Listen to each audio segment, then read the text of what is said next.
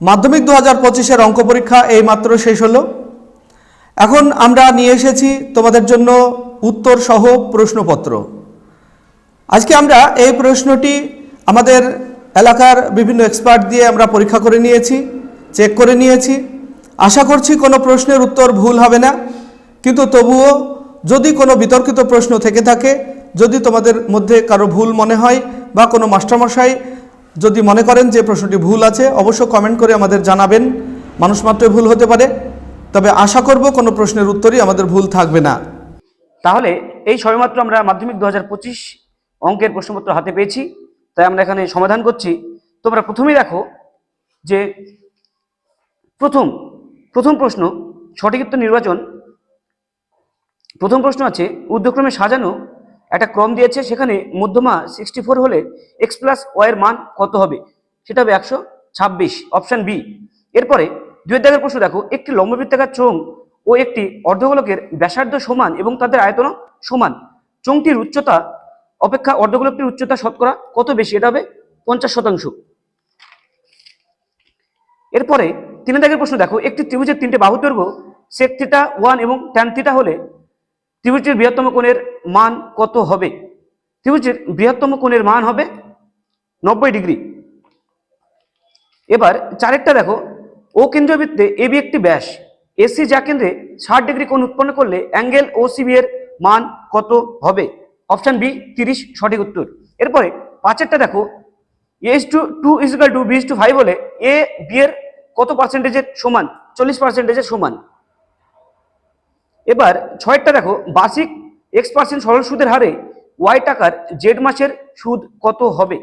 এটা হবে XYZ by 1200, অর্থাৎ 1200, XYZ বাই 1200। এবার দেখো দুয়ের দাগের প্রশ্ন, শূন্যস্থান পূরণ। পি প্লাস কিউ সংখ্যার গড় x এবং এর মধ্যে পি সংখ্যক সংখ্যার গড় y হলে অবশিষ্ট কিউ সংখ্যক সংখ্যার গড় কত হবে? এটা সঠিক উত্তর হবে px plus qx minus py by q. এর পরের প্রশ্ন দেখো, আর একক দৈর্ঘ্যের ব্যাসার্ধ বিশিষ্ট একটি নিরেট অর্ধগোলক থেকে সর্ববৃহৎ যে নিরেট শঙ্কু কেটে নেওয়া যাবে তার আয়তন কত হবে? 1/3 পাই আর কিউব। এরপরে তিন দাগের প্রশ্নটা দেখো, sine square theta plus 2x cos square theta সমান 1 হলে x এর মান কত হবে? তা আমরা কি জানি, sine square theta plus cos square theta সমান 1 হয়, তাহলে 2x সমান এখানে কত? 1, অর্থাৎ x সমান 1/2। এবার চারেরটা দেখো, একই তলে অবস্থিত দুটো বৃত্তের তিনটি সাধারণ স্পর্শক হলে বৃত্ত দুটি পরস্পরকে ড্যাশ করবে, বহিঃস্পর্শ করবে, অর্থাৎ বাইরের দিক দিয়ে টাচ করবে। এরপরে পাঁচেরটা, যদি x into 4 minus root 3 is equal to y into 4 plus root 3 সমান 1 হয়, তাহলে x square plus y square সমান কত হবে? এটা হবে 38/169। এরপরেরটা দেখো, একটি ব্যবসায়ী পিন্টু আমনের 1.5 গুণ টাকা দিয়েছিল, ডেভিড আমনের 2.5 গুণ টাকা দিয়েছিল, তাহলে আমন, পিন্টু ও ডেভিডের মূলধন অনুপাত কত হবে? এটা হবে 2:3:5। এরপরে আমরা সত্য মিথ্যায় চলে যাচ্ছি। দেখো এখানে দিয়েছে সংখ্যাগুরু মান ইকুয়াল টু 2 ইন্টু মধ্যমা মাইনাস 3 ইন্টু যৌগিক গড়, এটা ফলস, অর্থাৎ মিথ্যা। এরপরে 2 নম্বর প্রশ্ন, শঙ্কুর আয়তন x, ভূমির ক্ষেত্রফল y এবং উচ্চতা z হলে x বাই ওয়াই জেড সমান 3 হবে, একদম ভুল, এটা 1/3 হবে। এরপরে তিনেরটা, 0 degree greater than theta greater than যদি 90 ডিগ্রি হয়, তাহলে sine theta greater than sine square theta, একদম ভুল হবে, কারণ মানটা 1 এর থেকে কম হয় সাইন থিটার মান, ওই জন্য সাইন স্কোয়ার থিটার মানটা কিন্তু এখানে কম হবে, এখানে বেশি দিয়েছে, অর্থাৎ এটাও ভুল, ফলস। এরপরে চারেরটা, এবিসিডি একটি বৃত্তস্থ চতুর্ভুজ যার অ্যাঙ্গেল এডিবি সমান x ডিগ্রি এবং অ্যাঙ্গেল এবিডি সমান y ডিগ্রি, তাহলে বিসিডি এর মান কত হবে? x plus y degree. এটা সঠিক একদম। এরপরে পাঁচেরটা দেখো, 6x² plus x plus k সমান 0 সমীকরণ দ্বয়ের বীজদ্বয় সমষ্টির বর্গের সমষ্টি 25/36 হলে k এর মান 12 হবে, একদম ভুল, ফলস। এরপরে একটি যৌথ ব্যবসায় দুই বন্ধুর মধ্যে একজন XYZ টাকা y মাসের জন্য, অপরজন y² টাকা x মাসের জন্য নিয়োজিত করে। চুক্তির শেষে তাদের লভ্যাংশের অনুপাত x:y, একদম ভুল, ফলস।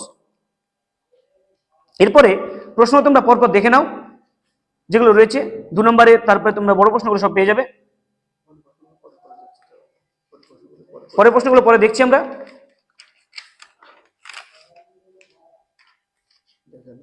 দেখে নাও তোমরা ভালোভাবে। প্রত্যেকটা প্রশ্ন খুব সুন্দর সুন্দর প্রশ্ন এসেছে। প্রশ্নগুলো আমরা অবশ্যই পরে সলভ করবো, তোমরা অবশ্যই চ্যানেলের সঙ্গে জুড়ে থাকো। প্রত্যেকটা প্রশ্নের কিন্তু ডিটেলসের সমাধান আমরা দিচ্ছি, তোমরা অবশ্যই কমেন্ট বক্সে জানাও, আমরা অবশ্যই দেবো। প্রশ্নগুলো দেখো, খুব সুন্দর সুন্দর প্রশ্ন পড়েছে তোমাদের।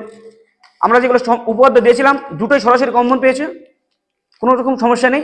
এভাবে ফলো করো, দেখবে প্রত্যেকটা প্রশ্নে তোমরা যেগুলো জ্যামিতির পোর্শন উপপাদ্য সম্পাদ্য সেগুলো কিন্তু সরাসরি কমন আসে আমাদের কাছ থেকে।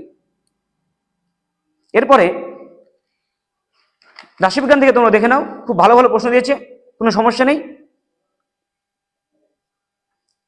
এরপরে দৃষ্টিহীন পরীক্ষার জন্য আছে, সেটা আমরা দেখাচ্ছি না, ঠিক আছে।